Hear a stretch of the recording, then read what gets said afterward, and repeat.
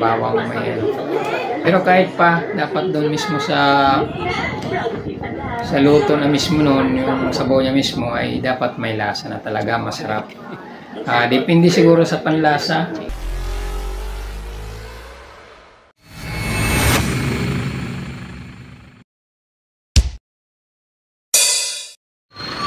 Diwata entrance. Ayan pala yung Diwata. Mga paps, magkakalaman na kung masarap ba o hindi. Yung mga napapanood natin sa media, social media, na may nagsasabing masarap, may nagsasabing hindi masarap. So ngayon patutuhanan natin. Nandito tayo ngayon sa Diwata Paris. Dito to sa may bagong branch niya, sa may QC, Quezon City.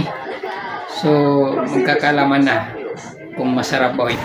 Yan o, daming kumakain.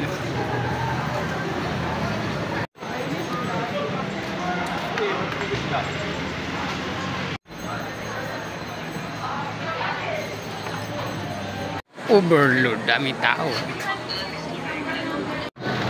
Diwata overload. Okay, Diwata ano to eh,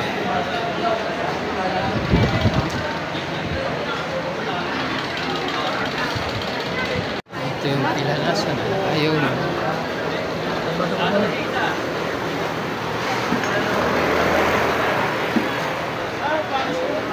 Wala yung pilan. Ayan o, pipila tayo. So ayan o, dito na order. Pauwi na kami, malapit na kami. Andito lang kami sa orderan. Okay, si Daddy Lo. Ayan o, ay mino dyan o. Dito nag-order. Ayan o.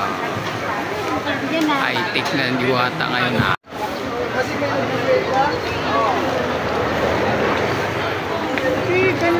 Isang order lang tayo. Ito ng entrance.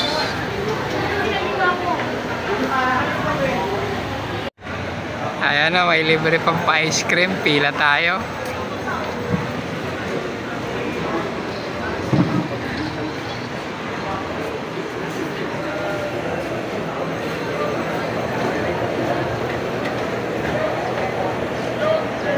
Libre ba yan? Pila tayo.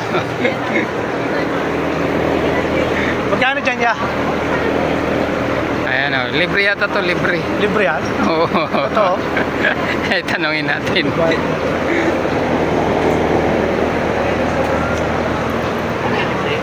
Oh, libre daw, libre. Sana all. Sana all, palibre. Ayan o. Dalawa sa amin din. Tatlo kami eh.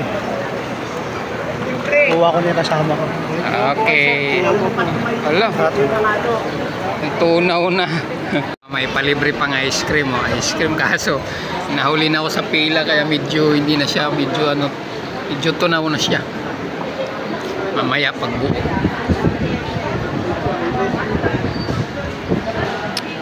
Dito na ang aming order.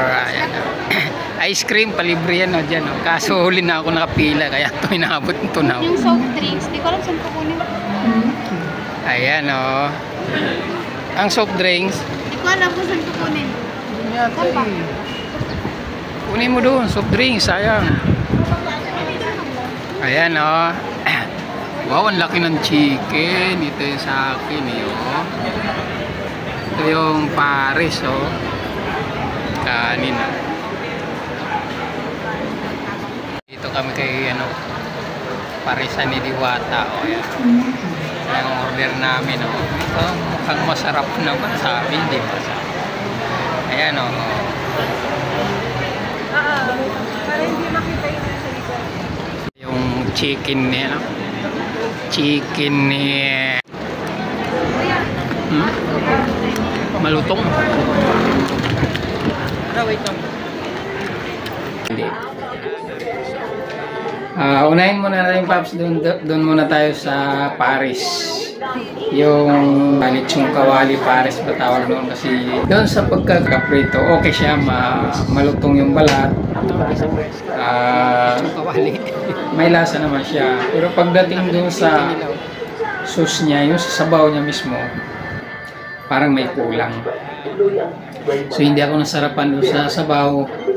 Kahit nilagyan ko pa ng kalamansi. At may aron na mga ano doon eh, may mga pang-timpla, may bawang, may ano.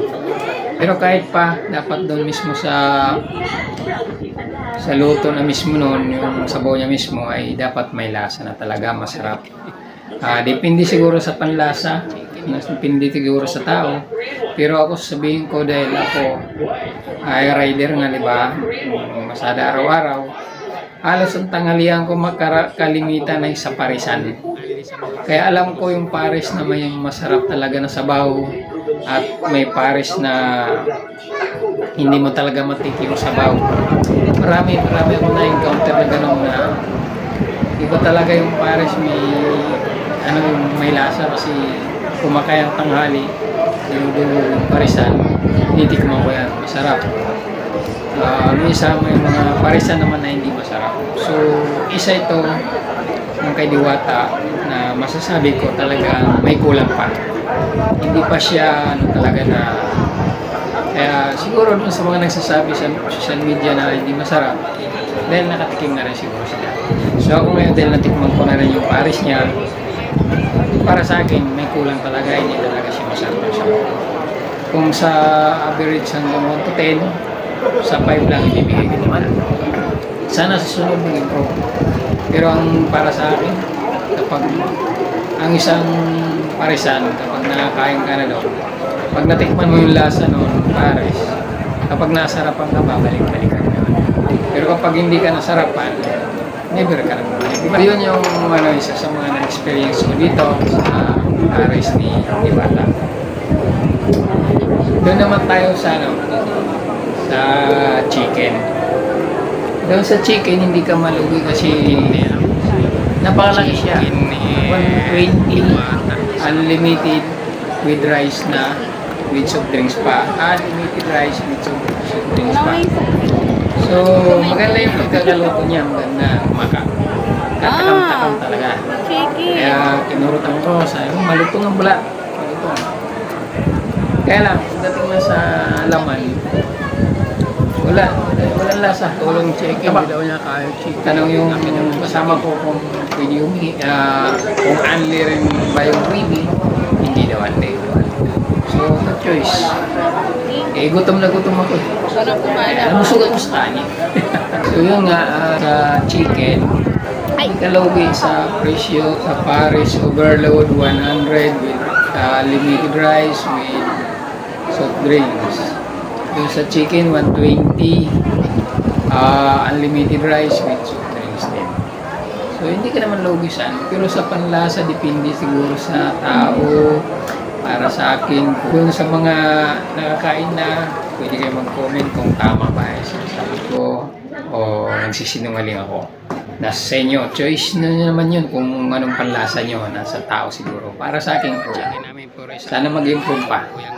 Para kay Diwata, sana mag-improve pa yung lasa ng pares. Tsaka yung chicken, kunting lasa naman. Kahit sabihin natin mura, may lasa. Dapat gano'n.